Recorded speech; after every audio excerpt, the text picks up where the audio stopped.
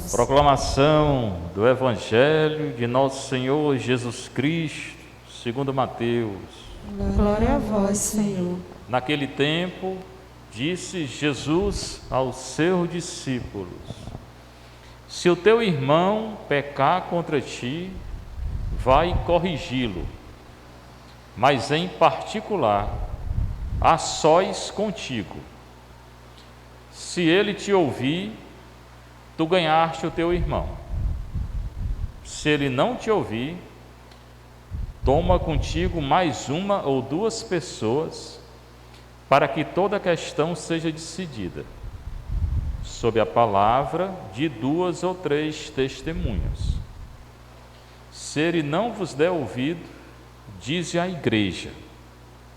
Se nem mesmo a igreja ele ouvir, seja tratado como se fosse um pagão ou um pecador público. Em verdade vos digo, tudo que ligares na terra será ligado no céu. Tudo que desligardes na terra será desligado no céu. De novo eu vos digo, se dois de vós estiverem de acordo na terra sobre qualquer coisa que quiserem pedir, isto vos será concedido por meu Pai que está nos céus.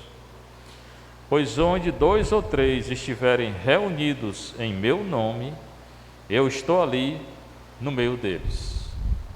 Palavra da salvação. Glória a vós, Senhor.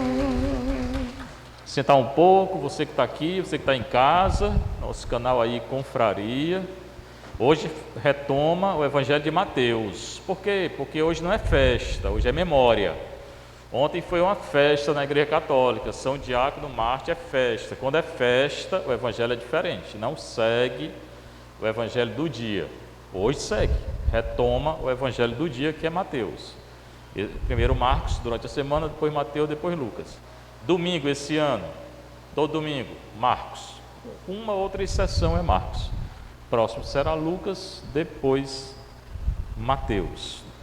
Contrário, próximo ano será Mateus e depois Lucas. A, B e C. Então, naquele tempo disse Jesus aos seus discípulos: se o teu irmão pecar contra ti, vai corrigi-lo, mas em particular a sós contigo. Jesus está falando com os discípulos, mais de 70. Às vezes fala com os fariseus, saduceus, às vezes é com uma pessoa, né? Hoje é com os discípulos. Discípulo é aquele que segue nosso Senhor. O discípulo hoje somos nós.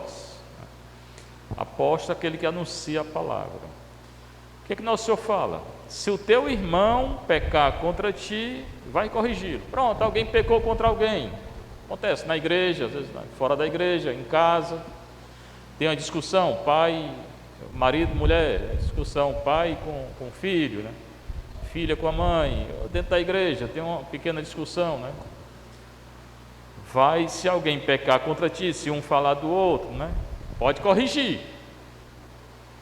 Não é para ficar calado, não. Nosso Senhor está dizendo para corrigir. Tá? Por isso que é a missão também do padre, né? Quando acontece essas coisas na igreja, ele tem que chamar. Ele chama atenção. E ele fala, ó, isso aqui está certo, isso aqui está errado, isso aqui está errado, isso aqui está certo. É a palavra de Nosso Senhor. O padre está aqui para não dizer nada, tem que dizer. E em casa também, na casa de vocês, né? Se alguém pecar, se teu irmão pecar contra ti, vai corrigi-lo. Pode corrigir? Pode. Não mandou matar, não, mandou corrigir, né?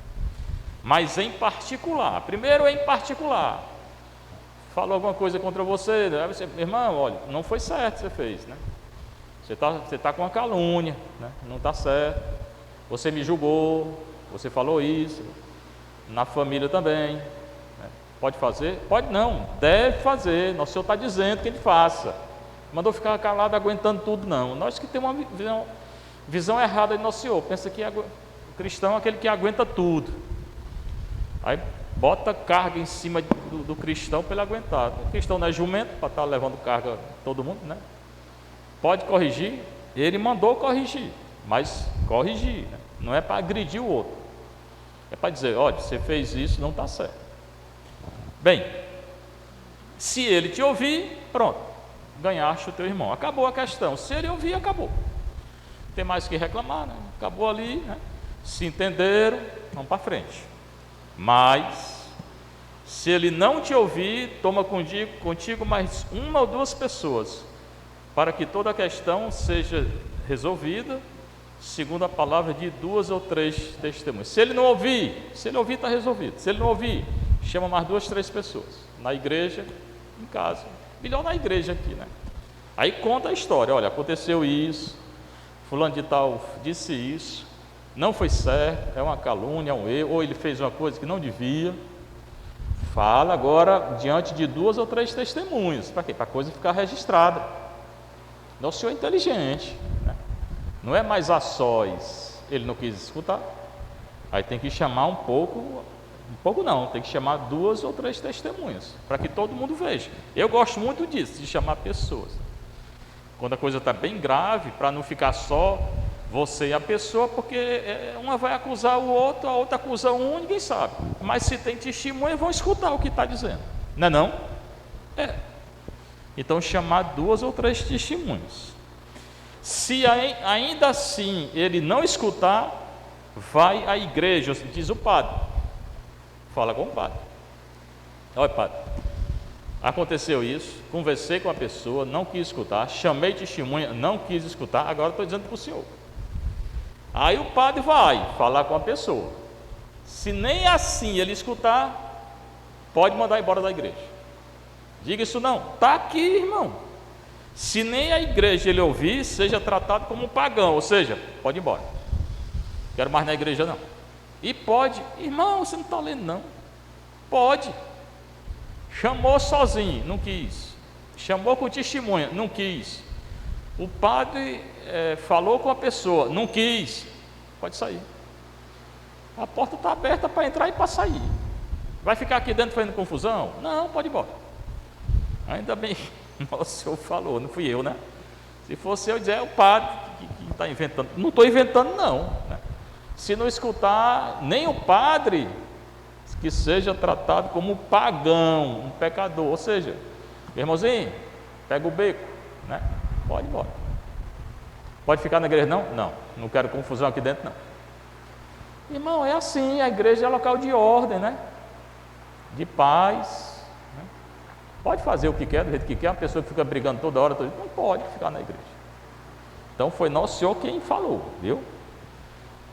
Depois ele continua, em verdade vos digo, ontem eu disse, a palavra verdade em hebraico é amém, amém, é o amém, né? A gente fala amém, o hebraico não é amém, o hebraico é amém, é com N, amém, eu vos digo, nosso Senhor agora está falando, continua falando, tudo que ligardes na terra será ligado no céu. Tudo que desligados na terra será desligado no céu. Ele deu poder e autoridade à igreja de excomungar e de aceitar na igreja. O Papa tem poder? Tem, meu irmão. Está aqui, ligar e desligar é excomungar ou aceitar na igreja. Ou confessar ou não confessar. O Padre tem poder de não arrepender, de não perdoar? Tranquilo, tranquilo. A pessoa quer junto, aí quer confessar. Vai deixar de estar junto? Não tem confissão, pode se levantar. Mas eu quero, pode querer, mas não pode. Né? Então o poder de perdoar ou não perdoar, de excomungar ou de aceitar na igreja, está aqui, é esse ligar e desligar. É a linguagem bíblica. A igreja tem autoridade de excomungar? Tem. Que é a excomunhão, a pessoa que não quer comunhão com a igreja. Começa a escrever coisa contra a igreja, contra o Papa, começa a dizer coisa contra a igreja, contra o Papa, começa a fazer coisa contra a igreja. O Papa tem autoridade? Tem sim. De excomungar? Tem. O bispo tem? Tem. O padre não, mas o bispo tem. Na diocese. Mas também o poder de perdoar pecado ou não perdoar. E mais ainda, se o padre sabe que tem uma situação irregular, a pessoa não pode comungar e entra na fila da... Ele alertou a pessoa, ela entra na fila da comunhão. O padre pode negar? Tranquilo, O senhor já negou? Já. Ora, mas está aí. Tranquilo, tranquilo. É uma autoridade que o padre tem. Ah, mas vai escandalizar. Pois é, mas não avisou? Avisei. Quis entrar para comungar? Quis. Não dei. Acabou. Bem, e ele continua. De novo vos digo. Então são 3 coisas que ele está ensinando hoje. A correção fraterna, né? Corrigir o irmão. Se o irmão não quiser corrigir, fora da igreja. O ligar e o desligar. E a terceira coisa, sobre a oração. A terceira coisa ele fala sobre a oração. É Mateus 18, 15 a 20. Quem quiser depois ler, né? De novo eu vos digo, se 2 de vós estiverem de acordo na terra sobre qualquer coisa que quiserem pedir, isto vos será concedido. Quando 2 ou 3 se reúnem em oração, certamente, se a coisa for boa, né? Nosso Senhor dá a graça. E se tiver fé? Muita gente não recebe a graça por 2 motivos. Primeiro, não tem fé. Começa a pedir, não tem fé. Então, não recebe. Segundo, se Deus não quer.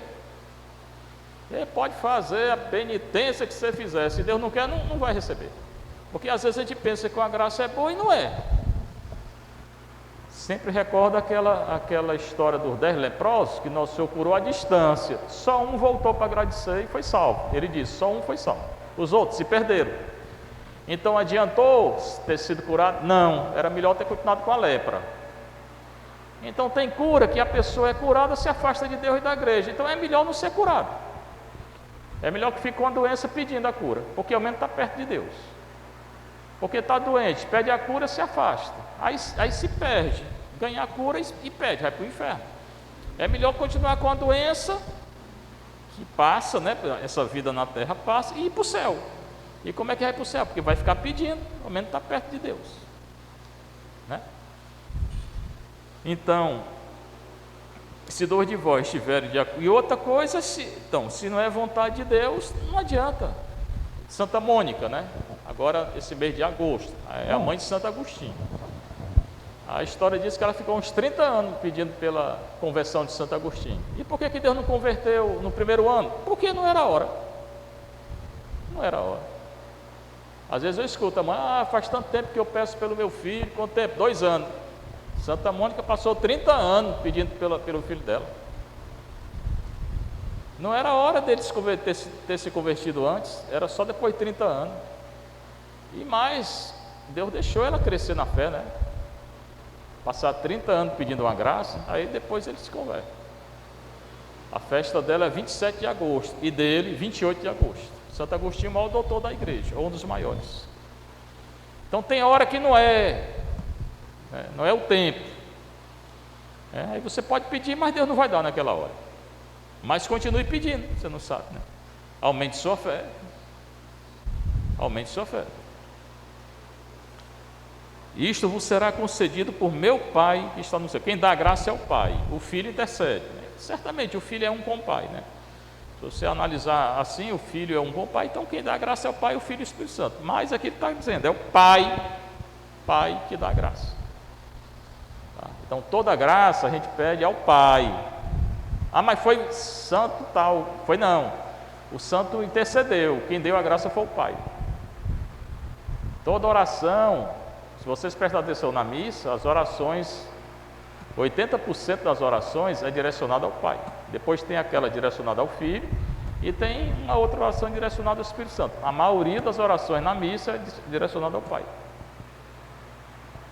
O nosso Senhor Jesus Cristo, vosso Filho, na unidade do Espírito Santo, direcionado ao Pai. Tem a Trindade, porque é um Deus só, mas é direcionado ao Pai a oração. Quase todas as orações da missa é direcionada ao Pai. Então é o Pai que concede a graça. E ele conclui, versículo 20, onde 2 ou 3 estiverem reunidos em meu nome, eu estou ali no meio deles. Quarta coisa que ele fala. Quando tem 2 ou 3 rezando no nome de Jesus, não é no nome de outra pessoa não. Espiritismo, estou enganado, ali não tem Jesus não. Macumba, tem não. Eu estou falando reunido em nome de Jesus, tá? Em nome de Jesus, eu estou ali. Então, que invoca o nome de Jesus, mas invoca da maneira correta.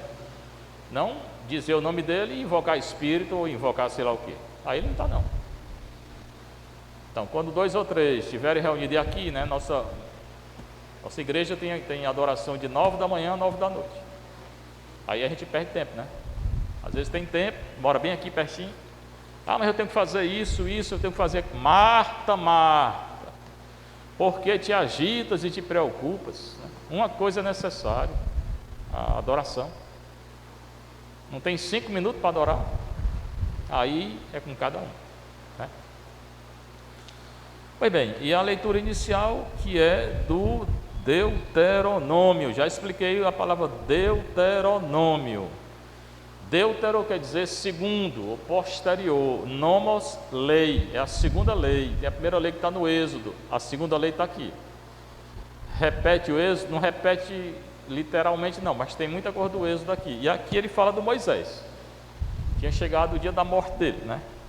Se aproximado do dia da morte dele. E chegado o dia da morte. E Moisés, que é o maior profeta do Antigo Testamento, é profeta também, Moisés. Ele não entrou na terra prometida.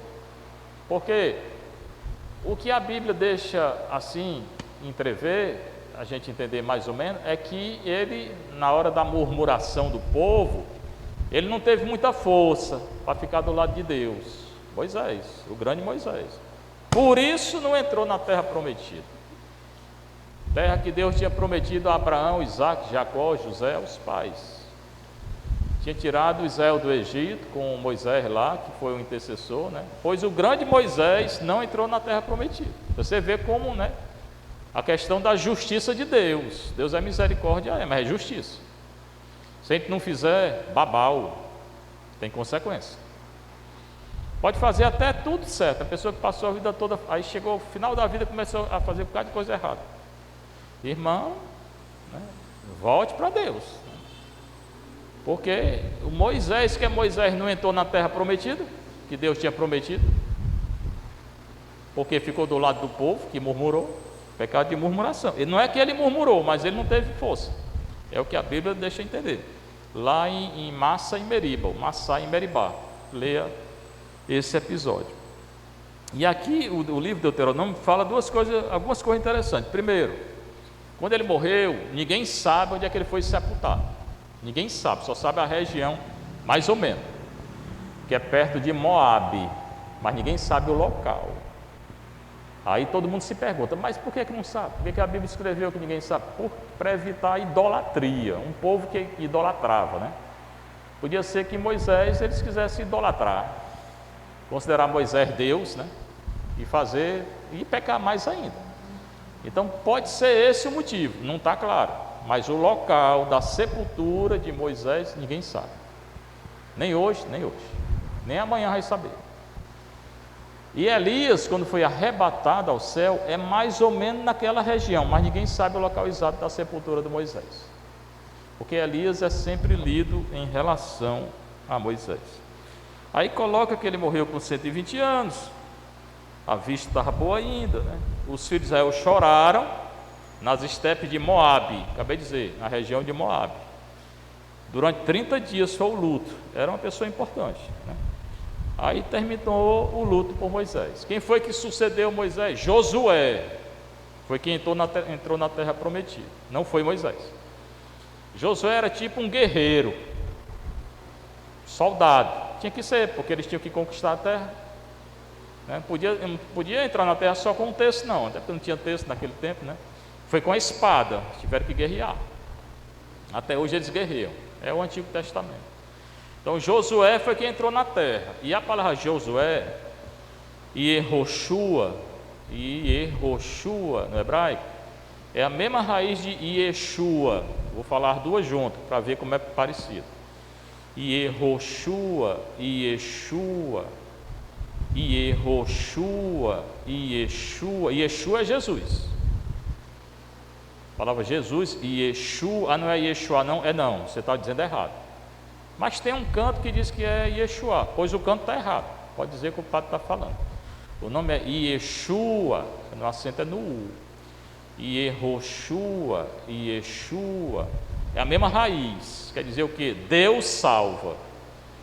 Deus salva. A palavra Yeshua, Yehoshua, Josué e Jesus, a mesma raiz, quer dizer Deus salva. Era um nome comum? Era, mais ou menos comum lá em Israel. Não era só Jesus que tinha o nome de Jesus, era não, outros tinham também, tá? Você não sabia, agora você está sabendo. Então, é Josué, filho de Num, quem era Num, pai dele, que cheio do espírito de sabedoria, né, foi ele que entrou na terra. Foi ele que sucedeu Moisés, como Eliseu sucedeu Elias. E Moisés impôs as mãos sobre ele. Quando Moisés impõe as mãos, pronto, a autoridade de Moisés foi transferida para Josué. Esse rito de imposição das mãos, então, já existia no Antigo Testamento. Não é só do Novo, não, é não. E Jesus, quando ele impunha as mãos para curar, porque já faziam isso no Antigo Testamento. Era um rito conhecido. Jesus conhecia o rito. Estava cheio do espírito de sabedoria, porque Moisés lhe tinha imposto as mãos. Quando Moisés impõe as mãos sobre Josué, ele passou a ter autoridade. Então, a partir de hoje, quem governa esse povo sou eu, disse ele. Com o poder de Deus, mas a autoridade quem deu foi Moisés. E os filhos de Israel lhe obedeceram e agiram como o Senhor tinha ordenado a Moisés. Obedeceram mais ou menos, na verdade não obedeceram. Eles continuaram pecando. Aí é todo o livro dos Juízes. Pode ler o livro dos Juízes essa noite. Em vez de estar vendo Gugu, Gagá, Guegué na televisão, vá ler o livro dos Juízes, né? Aí cheguei cá, vá assistir televisão, besteirada aí, ver jornal para ficar botando cor na cabeça. Vá ler o livro dos Juízes. Melhor do que estar vendo televisão. Aliás, se for televisão brasileira, não assista mais não, porque não presta não. É raro o programa. Mas se for assim, Canção Nova, né? Coisa religiosa. As outras não prestam não. Novela então, meu filho, é um convite ao pecado, essa novela brasileira, né? Então eles não obedeceram, eles idolatraram. E por causa do pecado de idolatria, foram para o exílio. E o reino foi dividido no ano 722. Não, o reino foi dividido pelo ano 1000. No ano 722, Israel do Norte foi para o exílio. E no ano 586, Israel do Sul foi para o exílio, por causa do pecado de idolatria. E hoje está cheio de idolatria, até dos cristãos. Cuidado. Em Israel nunca mais surgiu um profeta como Moisés, a quem o Senhor conhecesse face a face. Aqui diz que o Senhor conhecia Moisés face a face. Não é ao pé da letra, porque também a lei diz que ninguém pode ver a Deus e continuar vivo. Então não era face a face. Não é que ele tinha intimidade com Deus, mas se ele visse Deus face a face, morria. Porque a lei também fala isso. Como hoje, né? A pessoa tem uma revelação, tem um sonho, tem uma locução. Pode ter? Pode. Apesar de João da Cruz dizer que não é o essencial, mas pode. Mas a pessoa, eu vi Deus. Pode tomar um caldinho aí, uma sopa de peixe, que você está fraco. Né? Tome um Rivotril, é? Não? Rivotril? Não. Pois é, tome que você está fraco da cabeça. Né? Quem pode ver a Deus, não. Pode ter uma revelação, mas ver a Deus não vê, não. Tá certo? O Senhor então conhecia a maneira de falar face a face. E Moisés, Deus fez através de Moisés sinais e prodígios. Quando ele tirou Israel do Egito, né? Todas aquelas 10 pragas, chama de praga, foram sinais que Deus fez através de Moisés. O último, morreu o filho do faraó, e todo primogênito morreu no Egito, até o primogênito dos animais, né? Morreu tudinho, morreu. Não acreditaram em Deus. Contra o faraó, o seu servidor de todo o seu país. E também contra a mão poderosa, né? Deus tirou Israel do Egito com mão poderosa. Deus é poderoso, não é o Deus que tem medo, não. Nós temos medo, né? Deus não tem, não. Deus tirou Israel do Egito. O faraó tinha muito carro, cavaleiro, tinha muito ouro, muita riqueza. Pois Deus tirou Israel lá. Israel não tinha nada. Então, a ação de Deus na história de Israel e na nossa história. De tantos e tão terríveis prodígios que Moisés fez à vista de todos Israel. Então Moisés faz prodígios na terra de Israel. Já que vocês estão bem tranquilos, eu vou agora falar até do Salmo. Bendito seja o Senhor Deus que me escutou, é Ele que dá a vida a nossa. Deus nos escuta a nossa oração. Certamente a oração da pessoa que confia nele, tá? E vem para a igreja, quer escutar Deus. Não vem para a igreja contando, tem gente que vem para a igreja olhando o relógio, né? Porque vai chegar em casa, vai fazer o jantar, pois faça o jantar antes, porque minha missa é assim mesmo, né? Ou então faça jejum, né? É muito bom o jejum, né? Então não ter tempo, para Deus a gente perde tempo com Deus, deixa o tempo correr, né? Muito bom estar na igreja, aí chega em casa, começa a se agitar e vai fazer uma coisa e outra, né? Então o Senhor nos escuta, mas escuta quem tem fé e segue a lei dele. É Ele que dá vida à nossa vida. E depois é um canto de aclamação. Aclamai o Senhor Deus, terra inteira, cantai salmos a seu nome glorioso. É nossa obrigação cantar salmos a Deus. Aqui todo dia a gente canta o ofício. Depois a consagração a Nossa Senhora. É bom vocês virem para o ofício, né? Não chegar só na hora da missa, né? Depois fica um pouco mais, fica rezando. Porque é assim que a vida vai sendo transformada. Aliás, depois da missa eu quero advertir, né? Que já falei outras vezes. Depois da missa, a igreja recomenda ao menos 15 minutos de oração em silêncio. Então às vezes não quero ninguém sentado ali conversando do lado. Aí eu estou ali rezando, aí fico conversando do lado. Eu já disse que eu não quero, né? Depois da missa, exatamente.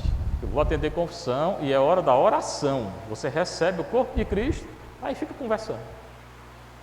É uma coisa que não tem sentido. A igreja recomenda ao menos 15 minutos de silêncio depois da comunhão. Então não quero conversa do lado depois da missa. Parece que é uma prática, ficar sentado ali conversando. Não é para conversar. Aqui nós entramos na igreja para rezar. Tem que falar alguma coisa? Se tem mesmo, vai para um cantinho lá, não sei o que, escondido, fala bem baixinho. Não atrapalha os outros que estão rezando. Casa de Deus é casa de oração. O mundo aí está todo agitado. Deixa, ou então saia e vá conversar lá fora, né? Então a recomendação da igreja, dos santos, né, e da liturgia é depois da missa 15 minutos de oração, para ficar ali com Jesus, né? Intimidade. Comunga, vai embora. Aí vai jantar, vai comer, aí fica conversando. Está errado. A gente comunga para estar com o nosso Senhor. Seja louvado nosso Senhor Jesus Cristo. Para sempre seja louvado, e sua mãe Maria Santíssima.